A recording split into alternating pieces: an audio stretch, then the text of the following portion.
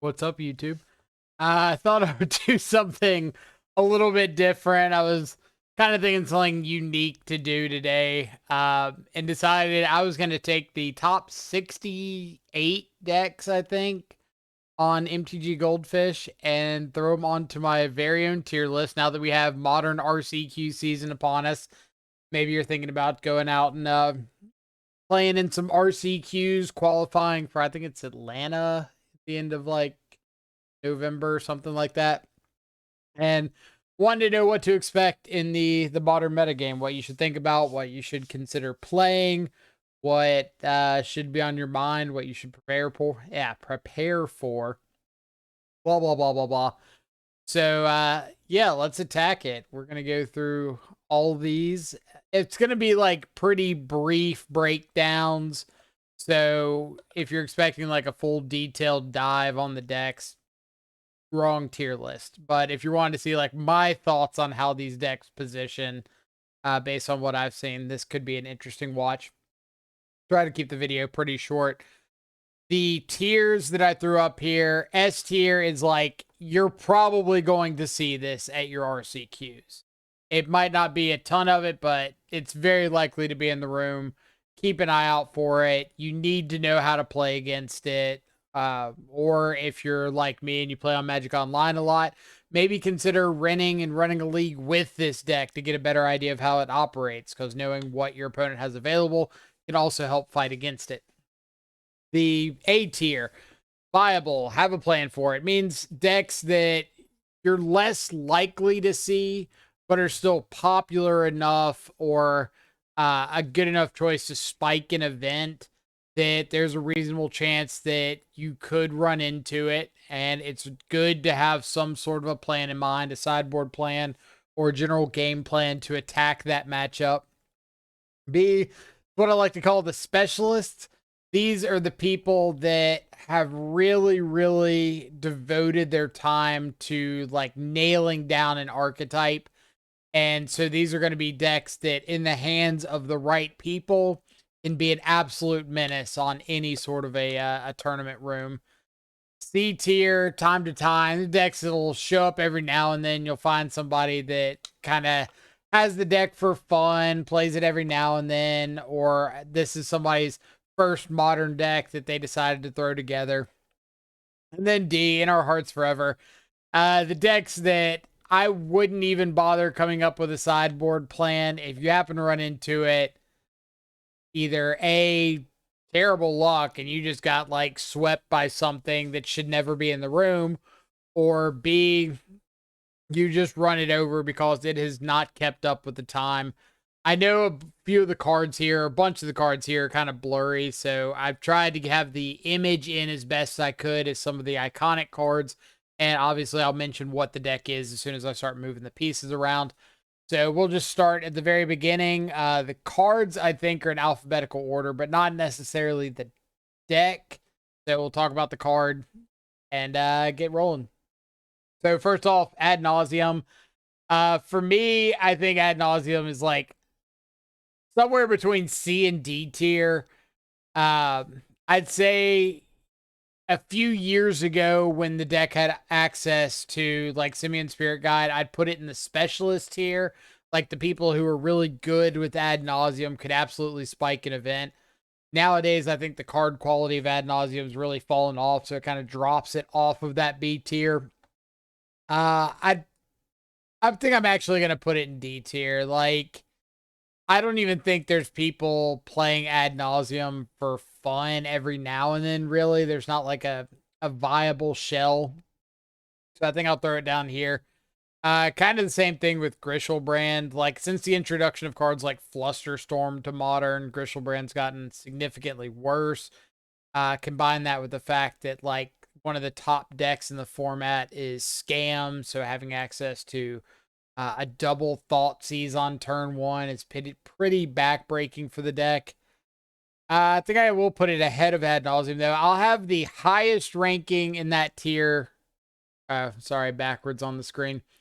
Highest ranking on the left side, and yeah, left side. The lowest ranking on the right side. So I am going to put Grishelbrand just ahead of Adnos. Asmo, so some of the food decks. I didn't really want to break down between like Esper food and Golgari food and all that. So we'll just say like dedicated Asmo decks, like Asmo, Saga, Cookbook, some sort of a secondary plan, Academy, Manufacturer, whatever. And I think I'm going to throw this in like time to time. I don't think the deck has had enough time existing to really get moved up to like the specialist tier, but it's not a deck that I think enough people are playing in paper to really be overly concerned about it. But I do think it's got some potential in the right hands. But again, I don't think the specialists of the deck have gotten enough reps in to really be able to break it in any specific meta. Next, we've got Astral Cornucopia, staple of the like Prison Tron variants, the Dice Factory Tron. I guess I should separate the two. Staple of the Dice Factory Tron variants with like Core Tapper and Power Conduit and all that stuff. And I think I'm going to put it below Asmo in the time to time tier. I think that it's a deck that is cool when it does its thing. It gets a lot of splash hate because anything hitting Saga hits it. Artifact hate hits it really bad. I think it's a little bit better than the In Our Hearts Forever because you can just be a good Saga deck in the right matchups. But kind of like Asmo, since Urza Saga hasn't been around that long, I have a hard time moving a deck like this into specialist tier. Balustrade Spy. This one I've actually got to update a little bit because apparently it got a little bit of a rebuff with the new Beseech the Mirror card. So I'll put it in the time to time tier as well, but I think I'll put it like above Dice Factory, below the Asmo decks. I haven't seen enough of the new variants to really know if it's worthwhile or not. But apparently you can like play your mana rocks and then Beseech the Mirror, sack a mana rock or something, and go get a Balustrade Spy. And it just gives you like extra copies of that effect in a deck that really desperately needed extra copies. So if you hate playing against the Oops All Spells deck, then you might be in for a rough treat. This might end up being like more viable the more it gets played, but we'll see. Brawl Chief of Compliance. I'm going to put this in the specialist tier.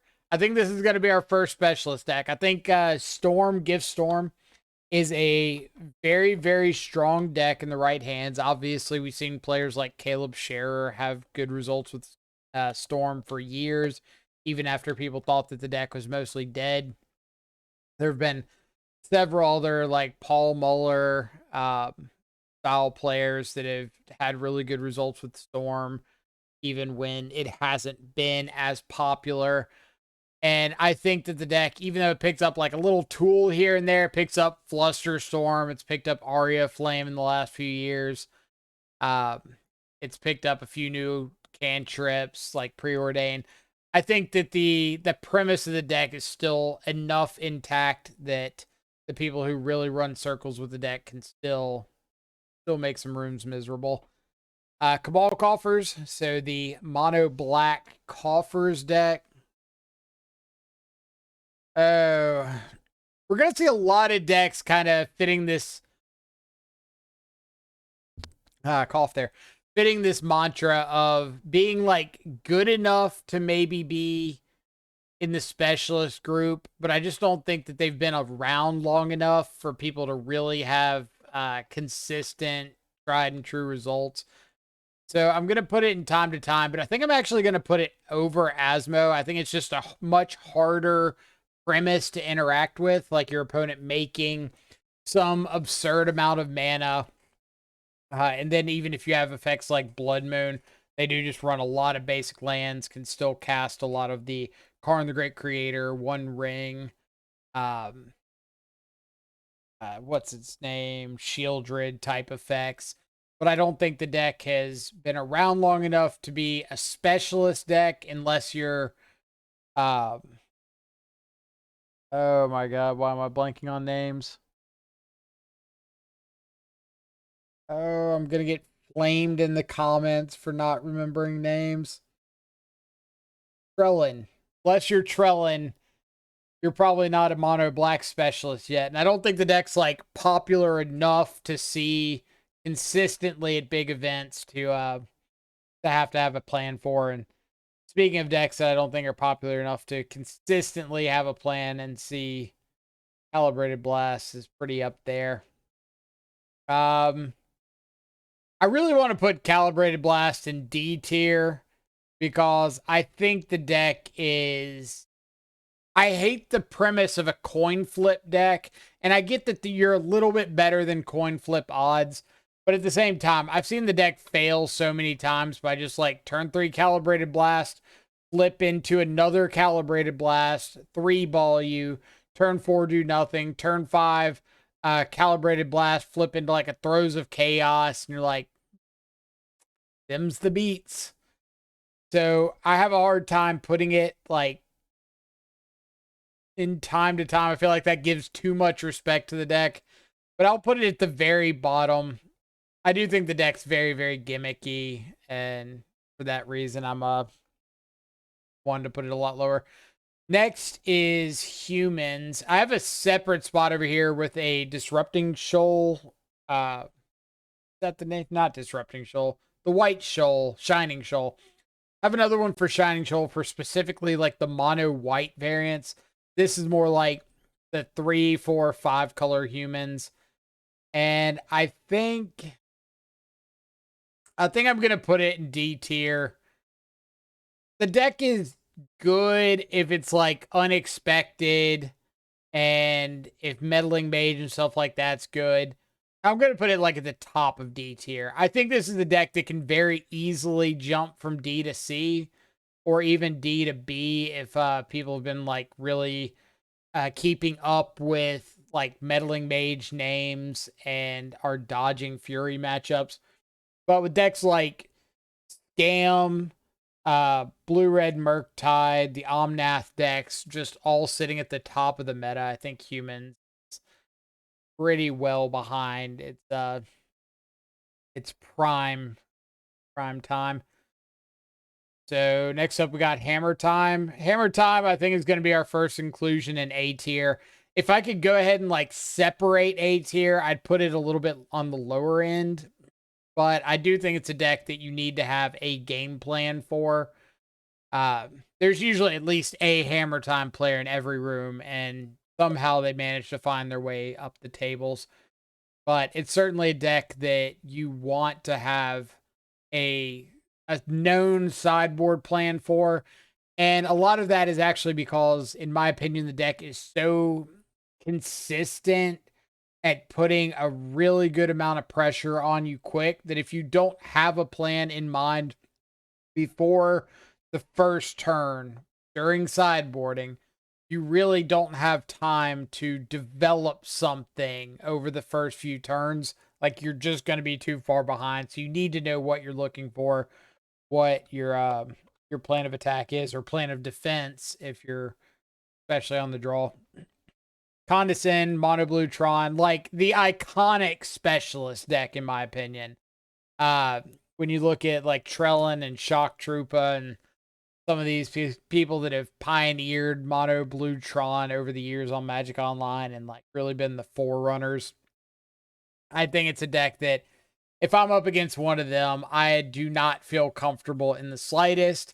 If I'm at an F&M against the random player that just decided to throw together Mono Blue Tron, I probably feel okay. But it's a deck that, if you know what you're doing, can greatly reward that. Goblins. I actually just played against Goblins earlier today. You might have seen I threw up a screenshot on Twitter about battle raging a Kroxa against Goblins. It's a cool deck. It definitely had its moment in the sun as soon as Conspicuous Snoop came out and Boggart Harbinger, Kiki Jiki comboing out people. I kind of want to put it in the specialist category. I'm like stuck between B and D tier. I think I am going to put it in the specialist category. I think that there's enough gameplay to Goblins if you know what you're doing to... This is kind of my definition of the specialist here. Is like, if there's enough gameplay to where you can significantly influence your win rate based on your knowledge and expertise with the deck, then I think that's probably good enough to be specialist for me. And I don't mean like the general idea of some of the cards you have available, like, oh, I know to play instant at instant speed. So that I don't think is enough to knock a deck up a tier. But if you're knowing, in case of goblins, like when to fetch up your ringleaders, when to fetch up your board masters that they just got, stuff like that, then I think that does play a pretty significant role. Crashing footballs, rhinos. I think I'm putting it in S tier mainly because of popularity. I think every major tournament has got rhinos somewhere in it. It might not be a ton of rhinos, but I can just about guarantee there will be some number of rhinos players in the room. And they can absolutely get to top 8. I lost out in top 8 of an RCQ this past weekend to rhinos in top 8. Crazy sequence of turns that I just was not prepared for in my deck choice. Happens. Oh boy. Death Shadow. I think Death Shadow is going to be like my unbiased top of the specialist here. And I say unbiased, obviously, we play a lot of Shadow on the channel. But I do think it's a deck that if you get your reps in, you do get rewarded with your win percentage. I think that it's a deck that's not popular enough to expect to see in every room. Like, I think I was the only Death Shadow player in our room. There's not really a specific plan you can have for Shadow. It's pretty mid-range, pretty flexible, but I do think it's a deck that in the right hands can absolutely win some matchups you wouldn't expect. Next up, we got Delver of Secrets. So any of like the Delver decks, oddly enough, they were on Goldfish, so they got included. We're going to throw you in tier In Our Hearts Forever, below Humans. I think Humans is like the more versatile tempo deck, but I think Delver gets a little nod above like Brand and Ad Nauseam, mostly because you get access to new cards like Ragavan, Dragon's Rage Channeler, Expressive Iteration. But I'm like specifically including versions that have Delver, not just Delver-esque decks. Devoted Druid. If we just like loop together the green-based creature combo decks, then I think I would put Devoted Druid in the specialist tier. But I think I'm going to throw it... I think I'm going to throw it in D tier ahead of Delver. I don't think it's as good as Humans, but I do think the deck is somewhat viable, but I don't think it's popular enough to put it in C tier.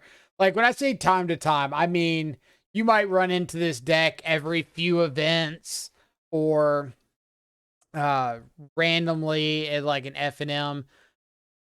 In Our Hearts Forever is kind of like, you might see this deck once a year, maybe. And that's if you're playing Magic Online religiously. Like, I think I've seen Devoted Druid once in the last like 6 months. I don't even know if I've seen Delver or Ad Nauseam. So I gotta throw those pretty low.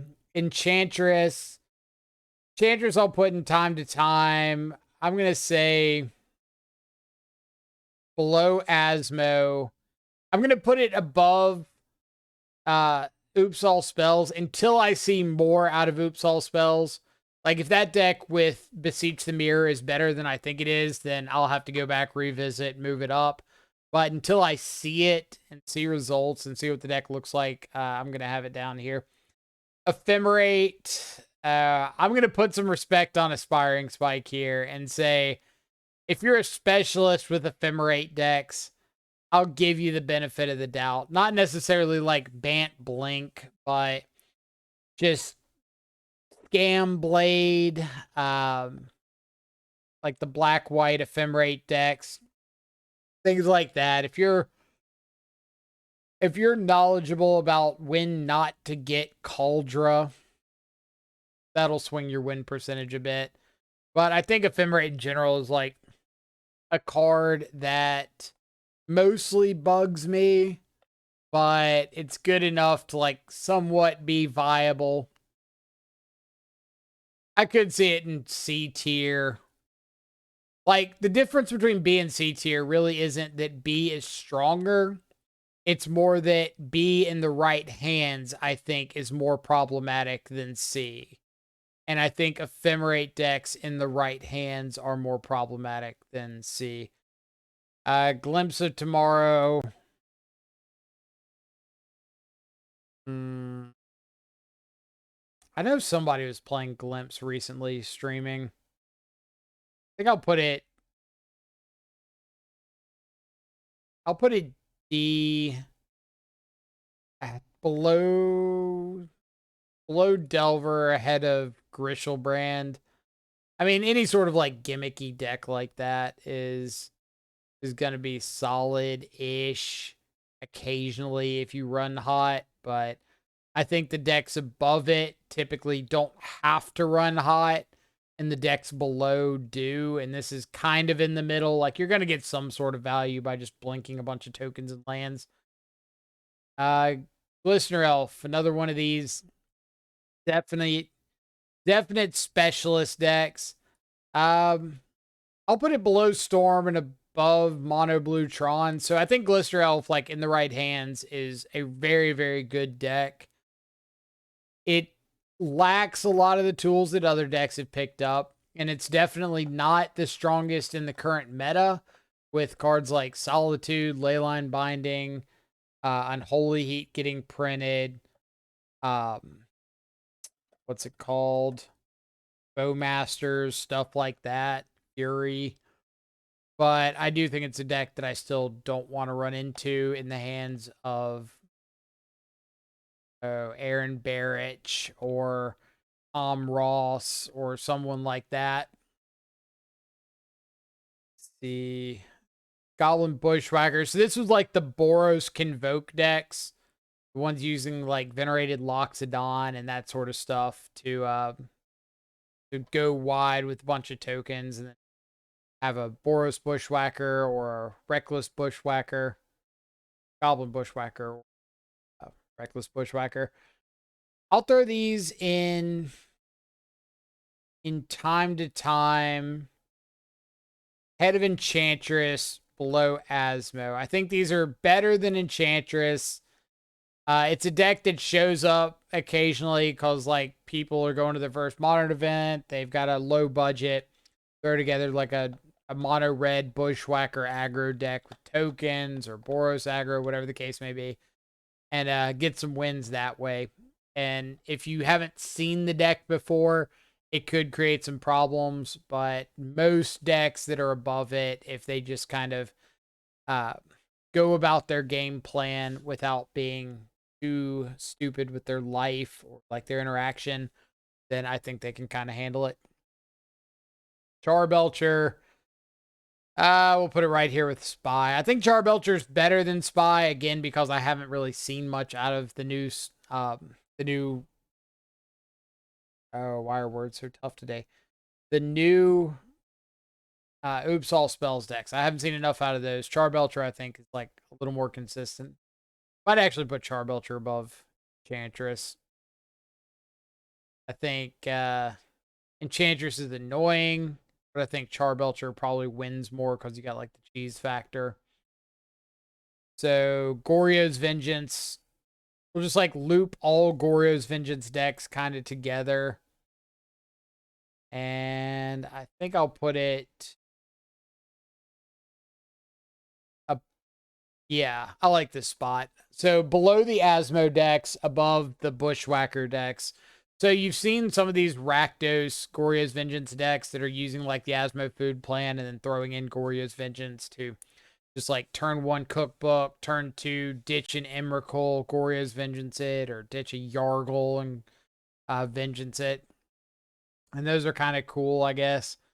But I think the base Asmo plan without the cheese factor is actually a lot better, because you get a lot better against like not only the counterspell decks, but a lot of the more resilient decks, more interactive decks. So I have a hard time putting Goryo's Vengeance over Asmo itself, but there's a variety of Goryo's Vengeance decks out there, so it could be a situation where you need to know what they do in case it ever does get bumped up to like A tier. Grief, Scam, another easy S tier. Like, you are going to see Grief in the room. Don't know what to tell you. It's going to be there. You're going to need a plan for it. Better figure it out. Grinding Station. I'd put Grinding Station either low A tier or B tier.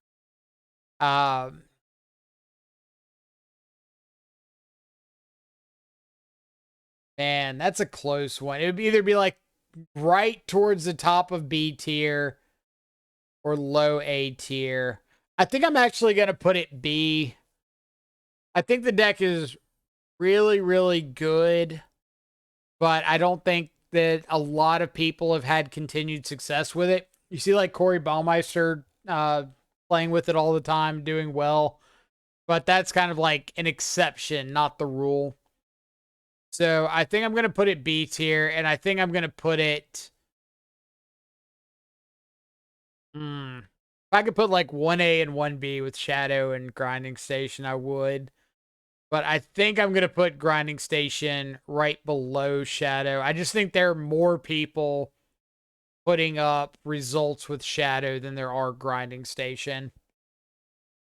So this funky art, we've got Hardened Scales. Hardened Scales to me is like a low A, high C. I think I'm going to put it C, but like probably top of C. I think the deck, you're going to see it a little more often than like Mono Black Coffers. And I think the deck's a little better than Coffers. I don't think it's as good as some of the other artifact decks like Hammer Time, the Grinding Station deck. So I have a hard time putting it also in A tier. It's kind of, if you're going to play an artifact deck, play Hammer Time, play Grinding Station. Hardened Scales is cool, but I think it has more games that it loses to itself than the other artifact decks. Mill, definitely another specialist deck. We'll put it between Grinding Station and Storm. I think that Mill is a really, really annoying deck to play against when it's somebody that knows what they're doing. And some of the... when I mean know what they're doing, when a deck like Mill comes out, I mean things like sandbagging your crabs until you have fetch lands or can make a couple land drops. Playing Mill more as a control deck than a combo deck or like an aggro mill you out deck. Stuff like that really plays into win percentages. So Mill to me gets the specialist nod. Again, I think it's a little bit less likely to spike an event than like Shadow or Grinding Station, but more so than Infect or Storm. The Heliod decks, they're seeing a resurgence right now, so I think I'm going to bump them up to Time for Time, kind of like Oops All Spells. I think I would put them above the Bushwhacker decks. I'd probably put them above Goryo's Vengeance, below Asmo. I think Asmo is a more consistent deck overall. I think like the Heliod decks are cool, but it's been a minute since they've put up results. A lot of that just comes from the fact that there's a bunch of stuff going around that coincidentally hates on creatures. You've got Bowmasters and Furies, Griefs, all that. We are in a world where it's a little awkward to have a turn 2 play an Auriok Champion or um, Sanctifier on Vec that can lose even on the play to a turn 1 Grief. So that takes a lot of the wind out of their sails. Creativity, I'd have it above Hammer and A tier. I think that there's very likely going to be a creativity player in your room somewhere, but I don't think that the deck is as good as it was like a couple months ago. The rise of Bowmaster has had a lot of incidental hate to creativity, because now when you could have just fetched up a token, spell pierce the removal spell, and gone for the creativity, you can't spell pierce the Bowmaster. The Rhinos deck, I still think, is more popular and a little bit better against the field, but creativity is popular enough that you need to have some sort of plan against it, even if your plan is just, hey, find a Blood Moon. Jeskai Ascendancy. You are going to be way down in D tier. Sorry, buddy. Blue-white control. So this is a Kahira. I like some of these alternate arts, so you'll see me pointing those out if they're kind of cool. Blue-white control, I definitely think is in the specialist tier. You think of like Wafo Tapa as one of the premier examples of somebody that can go into any modern challenge any day and wreck people with blue-white control. I think I'm actually going to put it above Mill. I think blue-white has a little more upside than Mill. I think there's more blue-white players or control players really than there are Mill players. And I think they put up a few more results. So I think I'm kind of happy with that. Lantern control. Well, if you're not Prison Mike, Susurrus, you're probably not going to be playing a lot of Lantern control very well. I want to put it in C tier. I think I'm going to put it somewhere around like Charbelcher and Enchantress in C tier. It shows up from time to time, which I mean is legitimately the name of C tier.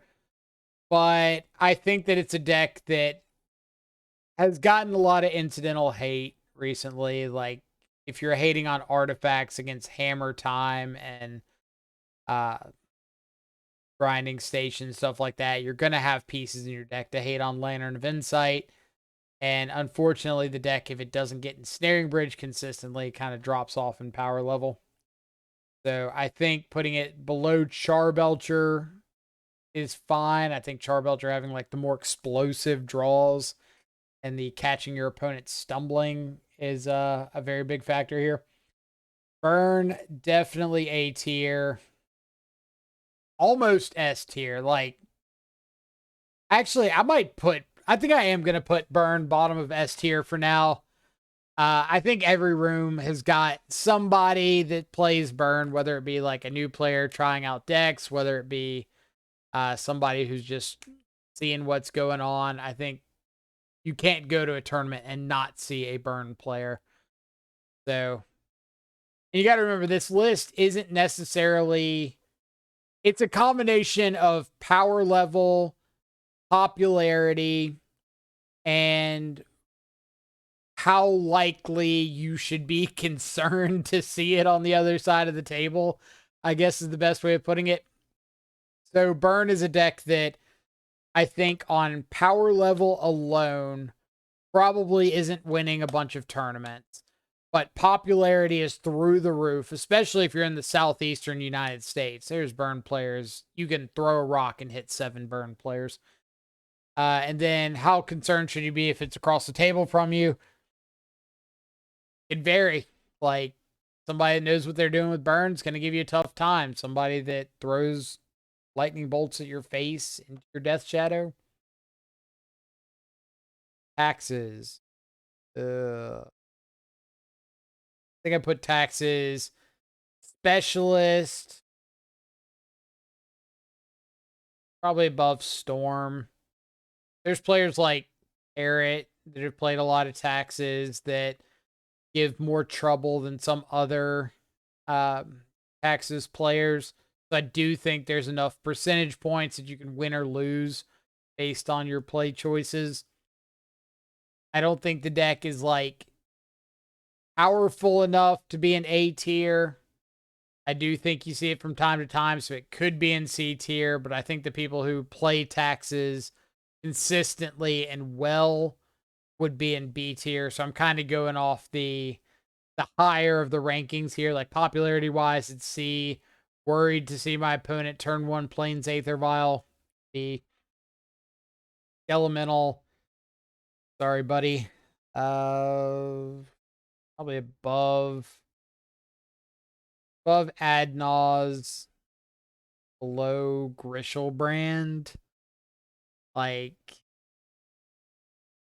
this is kind of the tier for every now and then you'll run into one of these and somebody's just going to go like, turn 1 Thoughtseize, turn 2 Kroxa, turn 3 Skelemental, turn 4 kill your dude, unearth my Skelemental. Oh, you got no hand or no cards, turn 5 Escape Kroxa. And you're going to be like, yeah, you got it. You just straight ran me over with that. But it's going to happen so few and far between that I don't think it's really worthy to throw up there. Because the other half of that is, oh, turn 1 Thoughtseize, you turn 2 Kroxa, turn 3 Skelemental, you lightning bolted my Skelemental, turn 4 unearth the Skelemental, oh, you unholy heated it. Well, dang. Living End. I think I'll put Living End right below Rhinos. I think Living End is like one of the scarier decks in Modern because there's plenty of times that you can get hints on Magic Online that your opponent's on Living End and adjust. In paper, it's a lot easier to have an opponent just like act casual, not care, and then all of a sudden, bam, Shardless Agent. So not just like the mental side of it, but Living End itself just being a very, very good deck means there are people that gravitate towards it. If they walk into a room and see that Grave hates at a minimum, they might have Living End with them and just sign up with it. So it's one to keep an eye out for. Merfolk, another specialist deck, the Nikachu special. I'd put it below Blue-White Control for sure. I think it's a little bit worse than Mill, but it's probably more popular than Mill. I think I'm going to put it above Mill for the sole purpose of it being an aggressive, proactive deck. So I think Merfolk is more popular. I think Mill is higher power level, but I think Merfolk being the aggressor and giving more chances to your opponent to screw up is a big factor here. Like Mill, you're going to have games where you got Archive Trap in hand, your opponent doesn't fetch. Nothing you can do about that.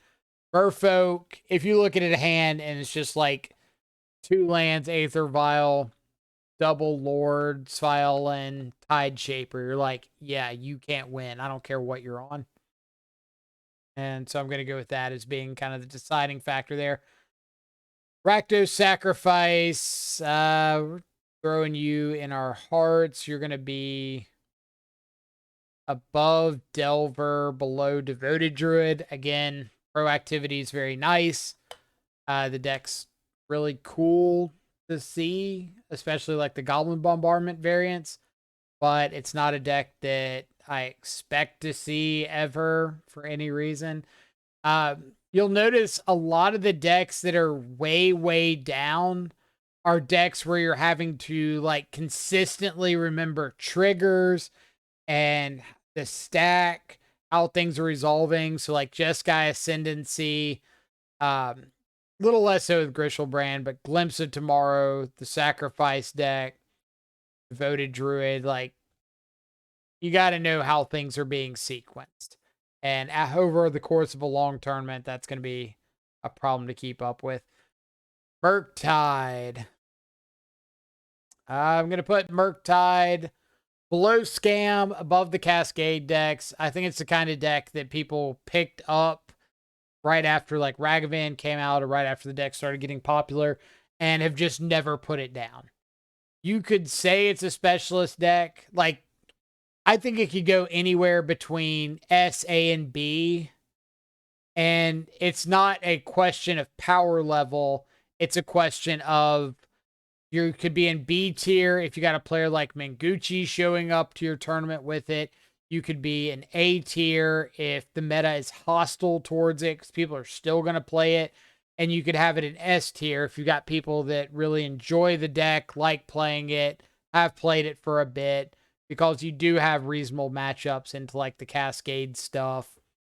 You're not horrible against Scam, but you're bad against like Hammer Time. So I think S tier is where I would put Murktide. And that's not just because I hate playing against the deck, but I think it should be up there. So this is Obosh the Prey Piercer. I want to put it in the specialist tier just for M. Hayashi. Because, like, if you play against M. Hayashi playing an Obosh deck, it's going to be a way different experience than playing against anybody else playing an Obosh deck. So I will do that. I'm going to put it... I'm going to put it below Mill, below Taxes, above Storm. And this is mostly because I think there's more Taxes players than there are Obosh players. But I think the power level of Obosh is higher. But there's enough more players of Taxes that you're way more likely to see that than you are Obosh. And then, like, Storm might be more popular than Obosh, but I think Obosh, like, blows Storm power level out of the water. Just getting access to, like, Blood Moon, Magus, Fable, Spyro, Ragavan, Bolt, Flame Slash, Fury. It's a lot. Omnath, definitely in the S tier. I'll put Omnath below Scam, mainly because I think Scam being quite a bit, like, more accessible. For whatever reason, everybody's got Thought Seizes and Black-Red Fetches and Shocks lying around. Nobody's got a play set of Solitudes and Furies. I guess I got Furies from Scam, but play set of Solitudes, play set of Omnaths, Leyline Binding, set of Rings. So I think you're less likely to see Omnath, even if, like, the individual power level is probably higher in Omnath. But it's definitely one you need to keep an eye out. Persist. So this was any of the Persist decks, whether it be like the Troll decks, the Witch's Cottage decks, anything like that. Anything that's just like getting value from Persist. And I'll throw it time for time tier somewhere. Let's throw like right with Goryo's Vengeance, like the Reanimator style decks. I think the Goryo's Vengeance ones are a little bit better just because they kind of decisively end the game when Goryo's Vengeance resolves. Either you get back like an Emrakul, hit your opponent, they have no more permanents, you hit them for 15. You get back a Yargle for a lethal 18, get back Griselbrand and immediately combo off. But I think Persist being a much more value-oriented reanimate spell makes it a little less viable. You can get an Archon and have a really good time, but at the same time, some of these also just persist like a Solitude or something, and it's kind of whatever. The Polluted Delta here is for the blue-black one-ring decks. The Murktide Regent, Sauron's Ransom, One Ring, Shieldred, Bowmaster style decks. And I think I'm going to put them time to time I'll put it,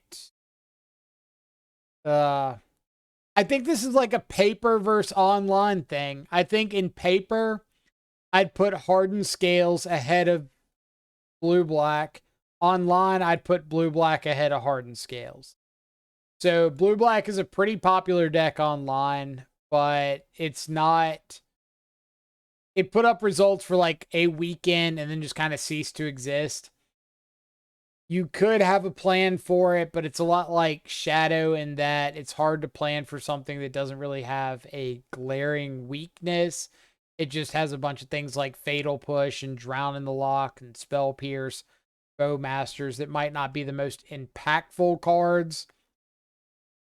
Amulet Titan, another S tier. Your room's going to have an Amulet player in it. This is another one, kind of like Murktide, that I could see in S, A, or B. Like, if you're Fran playing Amulet Titan, high B tier. I don't want to run into you. If Amulet Titan is, like, less popular in your area, then you probably want to have a plan for it. But in most rooms, you're going to see Amulet Titan. And you need to know, like, what you need to do in the case of that. Dredge. I'm going to put Dredge bottom of A tier. I think that it's a popular enough deck that people have access to, that it'll show up. People want to spike an event, play Dredge. For whatever reason, Dredge players are obsessed with letting everybody know that they're a Dredge player. Like, oh, no, I fill my playmat with cards. Yeah, I choose to be on the draw intentionally. But I think Dredge is a resilient enough deck and a kind of popular enough deck to warrant some amount of respect. When I say have a plan for it, mostly what I'm thinking is, like, as a Shadow player, not letting a discard effect resolve, if I can help it. If I'm on blue and that's my case, if I'm on a like green or black red based Shadow deck, then it might be a situation where I need to mull aggressively to Dothy or to Grave Hate, whatever. Like, I cannot win with just a normal Shadow hand, and that's having a plan. Saheeli Copycat. Oh, sorry, Saheeli, you're going way down here. Yeah, I'll put it ahead of Sacrifice, below Devoted Druid. I think the Saheeli Copycat decks are cool, but you win games just because you're an Omnath deck, and Saheeli's just sort of along for the ride. Like, I don't think Saheeli and Felidar Guardian do anything to really push the power level of the deck. So I can't really put it in the same realm as, like, just the Omnath decks, because it's like Omnath with extra steps. So I don't think it's popular enough to be in Time for Time. I don't think there's any copycat specialists. Throw it down here somewhere. Samwise.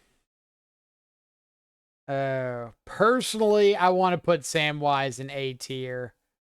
I think between the, like, Abzan Samwise decks and Chatterfang and stuff like that, it's pretty important to have a plan for it. But I'm going to put it in C tier right around the Asmo decks. I think it's better than Asmo because it does offer, like, an infinite combo with Samwise, Viscera Seer, the Cat, Cauldron Familiar. So it's got, like, a little more upside to it. It's a little bit easier to play a value game, but they lose to a lot of the same hate. The Hand Disruption, Removal Spell, Clock, or the Artifact hate, stuff like that. So I'm going to have it in C tier. I just don't think it's, like, a popular enough deck to really jump it up to A yet. But if you look at my track record against the deck, it should absolutely be, like, S tier plus. Scape Shift. I'm going to put you top of D tier. Reason being, actually, no, we'll put Scape Shift in C tier. This is kind of where I get to like the popularity thing. Like, I think there's more Scapeshift players on Magic Online than there are, say, Charbelcher players or Lantern players. I don't think the deck shows much in terms of results, but it's out there. And you see how I was like so willing to put it at the top of D tier, but not the bottom of C tier, just because there's not that direct relationship there. This is always in comparison to the other decks in this tier. And I think that Scapeshift is like a little bit more powerful, a little bit more consistent than some of these other options. A little more popular than I think everything in D tier. So Shining Shoal here. This is the mono white humans decks. We saw it for a little bit with like Shining Shoal, Solitude, that Amiria, the white, and that comes in tapped, whatnot.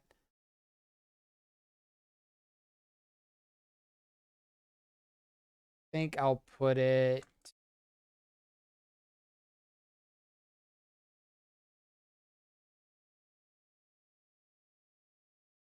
somewhere right around Charbelcher and Lantern. Probably below those. I think the deck got such a significant nerf with Bowmasters coming out. Because now being able to ping like a Champion of the Parish, Thalia, Esper Sentinel, any of those things, a Thalia's Lieutenant with a trigger on the stack, and put a couple bodies on board is like a really big nightmare for that deck. And then, heaven forbid, they go crack a canopy land and you get to ping something else. Ogles. Oh, man. Ogles I got to put down here pretty low. I think I'll put Bogles below Saheeli, above Sacrifice. I think the deck can catch some people by surprise if you're just expecting a bunch of spot removal in a meta and you go down, throw a slippery Bogle on the battlefield. But if your opponent's on the play and grease you, you could just lose the game on the spot. I think that Saheeli's a better deck overall by a pretty significant margin because you do get access to the Omnaths, the Oak Elementals, all that. Sacrifice is a weaker deck overall. I don't think Bogles is popular enough to be in C tier, so I think that's a fair place. Prowess. I'll put Prowess in A tier. Probably ahead of Dredge, below Hammer Time. It's a pretty popular deck. A lot of people have it, like have the cards for it, even if they don't necessarily play it a lot. When it does the thing, it can be very, very scary. I think that a lot of people kind of avoid it because you are just weak to fatal pushes and terminates and solitudes and leyline bindings and stuff like that, even if you might be a little bit better against unholy heats and lightning bolts with access to mutagenic growth. But having kind of a weak matchup against some of the top decks gives you a little bit of reserve. Stoneforge. So this is Stoneblade decks in general. So black-white Stoneblade, red-white Stoneblade, Bant, Esper Stoneblade, whatever the case may be. It's not necessarily a particular variant. So I think I'm going to put it in C tier. Probably around... somewhere around Heliod. I think that the Stoneblade decks are... I'll actually put it below Heliod. I think the Stoneblade decks are cool. They have a lot of cool tools at their disposal, especially depending on the variant. If you're going with specific builds, you're probably higher or lower on the list. Like if you're a long-time black-white Scam Blade list or player, then you might be in the specialist tier. But I think there's enough people that have kind of shifted around with Stoneblade decks And the ones that are just moving to hammer is like the most consistent option, or already up here in A tier. So I think the rest of the variants kind of get left behind, the same way that the good artifact players are kind of migrating towards hammer time, and some of the other things that get incidental hate, like Charbelcher and Lantern Control, are kind of falling down farther because you don't have as much of an upside. Meshi, Meshi will throw like between, I think between Saheeli and Bogles is fine. Obviously, good deck. I think that it's cool to see the combo play out. I don't think anybody's like really playing the deck in paper or doing well with it. I don't think there's really many people doing well with it online. So I have a hard time putting it in time to time because I couldn't tell you the last time I ran into it. But it's a deck that maybe is just a couple pieces away from some sort of relevance. Who knows? Tarmogoyf, Jund. I think Jund is moving to specialist. Well, I guess if it's Jund Saga, you probably need a plan. So actually, let's do that. We'll assume this is Jund Saga, not Jund mid range, and kind of put it somewhere in A tier. Like, it's a really good Saga deck, probably one of the best Saga variants. You need to know like what's important in the deck. If you have Thoughtseize and your opponent has a Wrenn and 6, you take it. How much hate do you bring in for Urza's Saga? Do you expect the ring, whatnot? I think it's got a little more upside than Prowess. I don't think it's as good as Hammer Time. But in the right hands, it can get bumped up. So don't think this is like the end-all, be-all position. Terminus. So Miracles. There's such like a hype for Miracles when Preordain got unbanned. But I've got to put Miracles like, I'm going to put it below Griselbrand. And you got to remember, this is Miracles specifically. This isn't blue-white control. We've already got Kahira up here in the specialist category, but this is specifically Miracles. And I think that deck is pretty bad. Mainly because, like, Preordain's cool, but it doesn't really help you. And then you have to play cards like that 1 in a blue flash enchantment that you scry and draw a card. And you just have to throw a bunch of bad cards in the deck to make it work. Like, the best the deck ever looks is if you have a Teferi out and you're able to like preordain on your opponent's turn and scry into a Entreat the Angels or a Terminus. And at that point, it doesn't really matter if you have Entreat or Terminus. You just have a Teferi and you're casting stuff. So who cares about the details? Next, Zoo. Another one of these specialist decks. I think that Zoo, in the hands of players like Black Belt MTG, if you're not following them on YouTube, Dak Faden, really, really good, consistent results, good power level. I'm going to put it like right below Merfolk. I think it's really good. I think you have a little bit of trouble because a lot of the top decks just have good ways of dealing with what you're trying to accomplish. So like Grief or the Scam decks having access to Blood Moon, the Omnath decks on just like Solitude, Leyline Binding, Fury, the Fairies, even rough for it. Unholy Heat kills everything. It just means that there is a little bit of a bump, I say a little bit, pretty big hurdle to overcome between getting from like average Zoo territory to really, really good Zoo territory. And I just don't think there's enough people that have made that jump compared to the number of people that register the deck. Like, I think with Merfolk, there aren't as many people that are like top tier Merfolk players, but there's a whole lot more people registering the deck and at least having average success with it. I might like Zoo and Mill are really, really interchangeable as well, but I'm going to keep it where it is. I think Zoo has a little more upside than Mill. Usually I tend to lean a little more towards proactivity.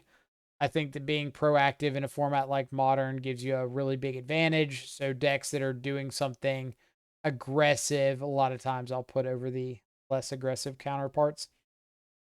The rack. Oh, the rack. Like way down here. Kind of the same thing. Well,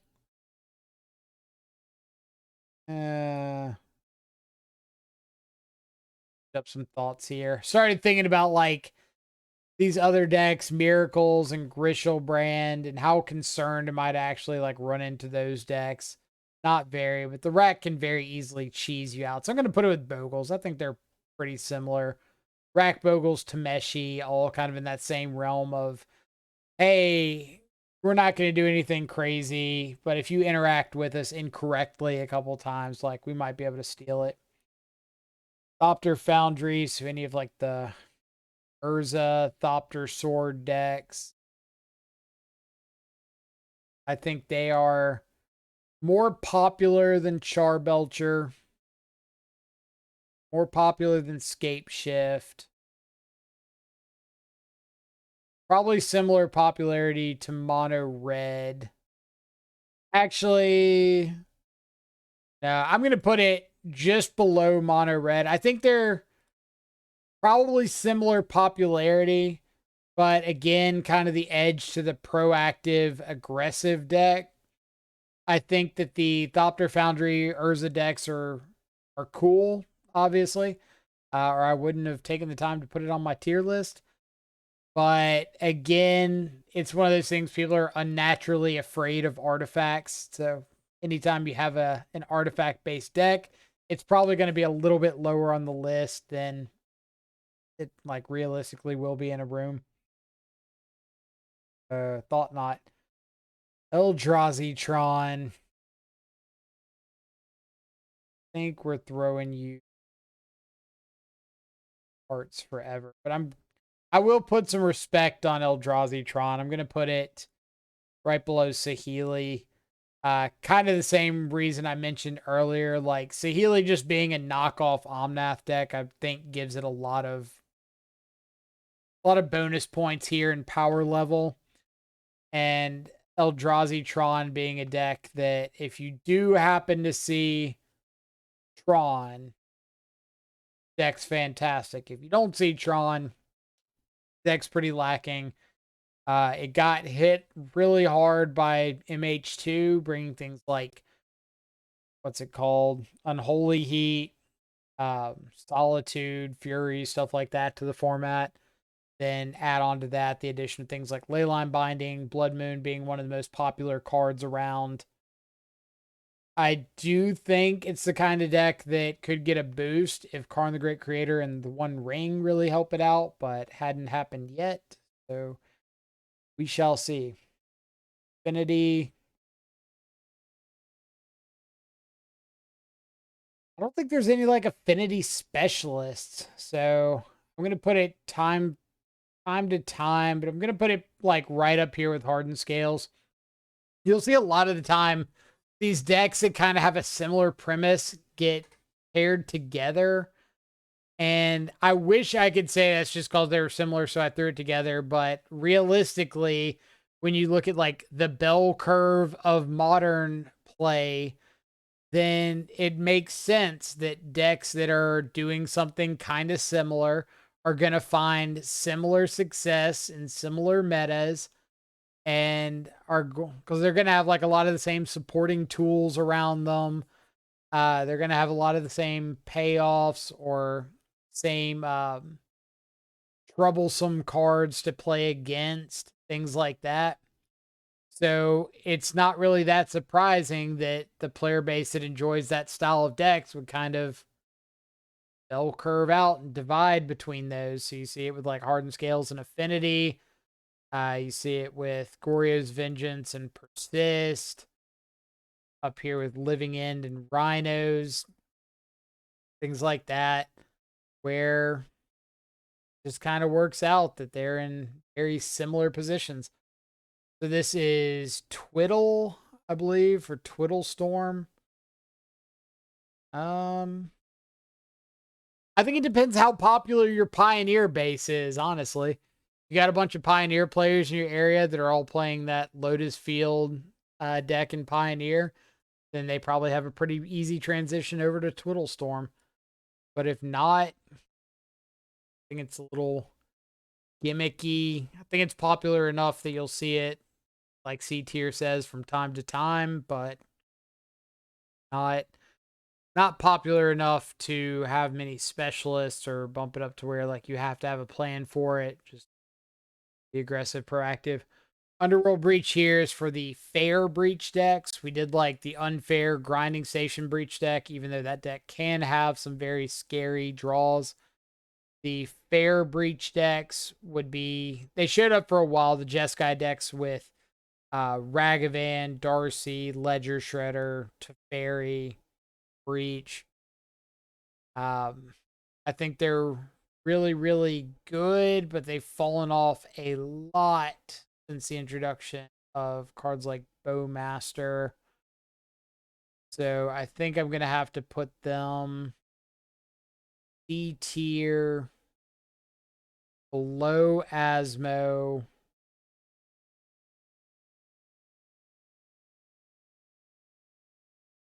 I'm going to keep it above Heliod until I see more from Heliod. Like, the Breach decks are still fairly proactive. You still have a lot of really good cards. Ragavan, Darcy, Iteration, Shredder, Underworld Breach, Prismatic Ending, Teferi. A lot of really good stuff you have access to. But the overall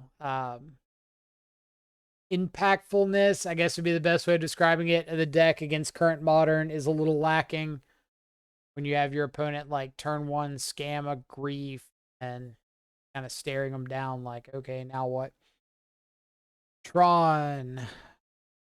Tron is definitely, unfortunately, S tier. Probably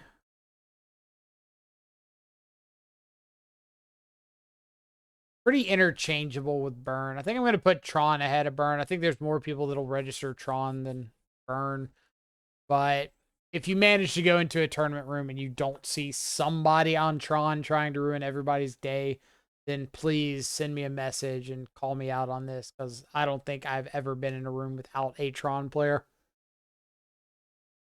Or when I was at that RCQ this past weekend, I spent the entire time, every time I revealed Gigantha, having my opponent go, oh, it's Tron. And then I turn one Fetch Shock Thoughtseize them. And they go, wait, this is the weirdest Tron deck I've ever seen.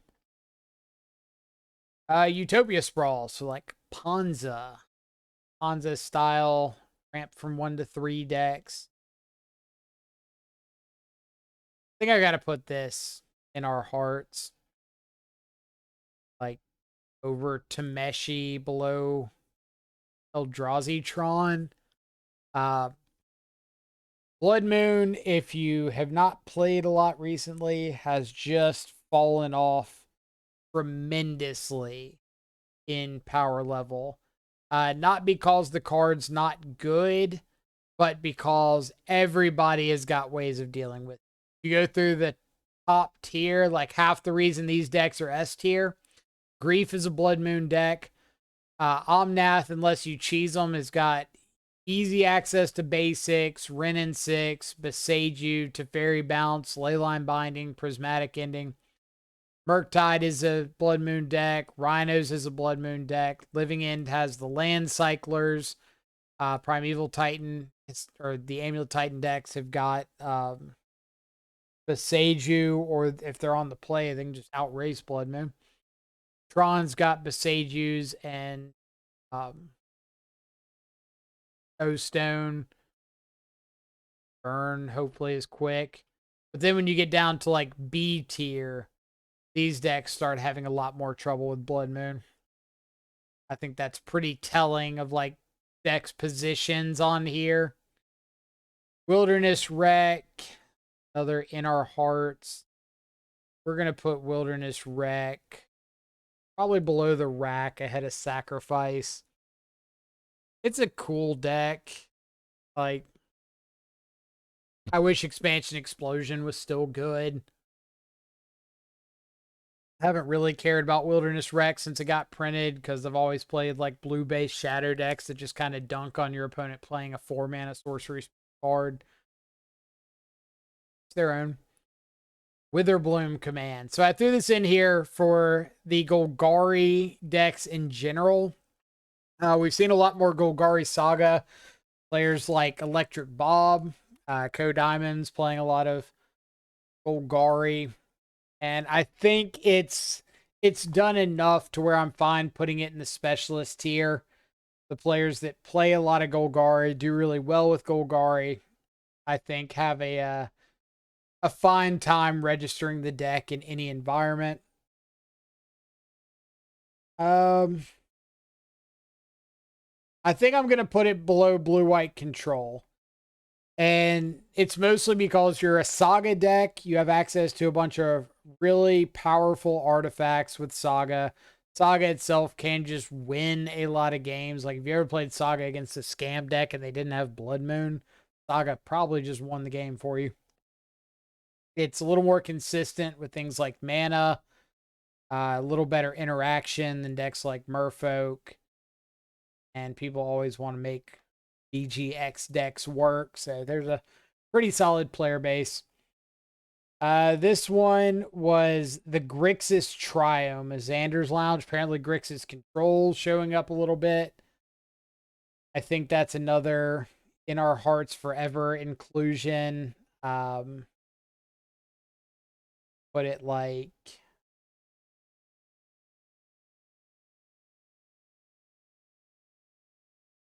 Put it above Ponza.